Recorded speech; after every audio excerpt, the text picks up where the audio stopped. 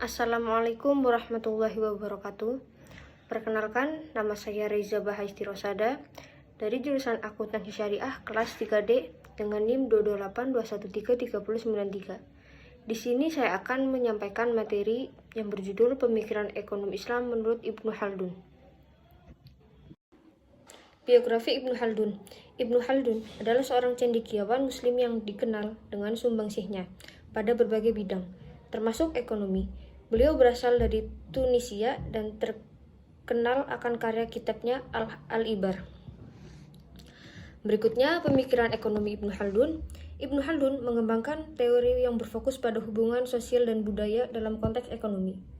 Keyakinannya adalah bahwa faktor-faktor ini mempengaruhi perkembangan dan kemunduran suatu masyarakat.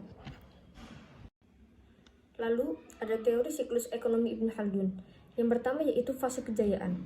Periode kejayaan diawali dengan masyarakat yang menggunakan sumber daya secara efisien dan mengembangkan keahlian khusus.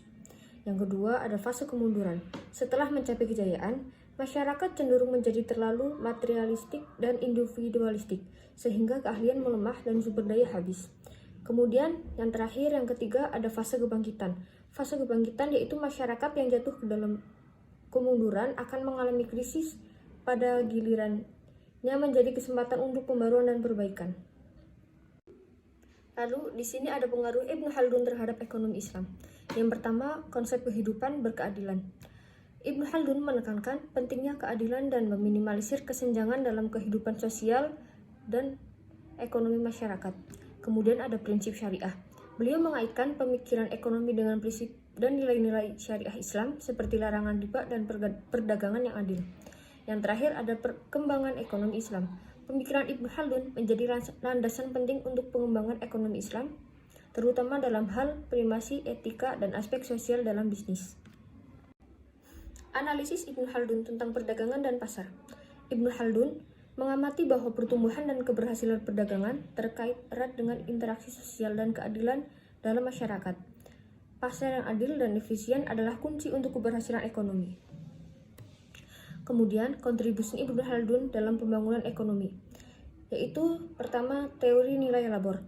Ibnu Khaldun mengemukakan konsep bahwa nilai barang dan jasa ditentukan oleh kerja keras dan upaya untuk digunakan untuk memproduksinya. Kemudian ada peran pemerintah. Beliau menekankan pentingnya peran pemerintah dalam mempertahankan stabilitas ekonomi dan meminimalisir ketidakadilan sosial. Yang terakhir, keterkaitan ekonomi dan kebudayaan. Ibnu Khaldun memandang kebudayaan dan etika sebagai faktor yang berkembang dalam ekonomi suatu masyarakat. Kritik terhadap pemikiran ekonomi Ibnu Khaldun. Yang pertama, keterbatasan data empiris. Kritikus mengemukakan bahwa pemikiran Ibnu Khaldun didasarkan pada pengamatannya terhadap masyarakat pada zamannya dan belum mengakomodasi perkembangan zaman modern. Yang kedua, terlalu sosiokultural. Kritikus berpendapat bahwa melibatkan faktor sosial dan budaya secara luas dan analisis ekonomi dapat mengaburkan faktor-faktor ekonomi murni. Yang ketiga, keterbatasan dalam aplikasi praktis. Beberapa orang berpendapat bahwa konsep dan teori Ibnu Khaldun sulit diaplikasikan dalam dunia nyata dan dalam konteks ekonomi global saat ini. Demikian materi yang dapat saya sampaikan, kurang lebihnya mohon maaf. Wabillahi taufiq wal hidayah. Wassalamualaikum warahmatullahi wabarakatuh.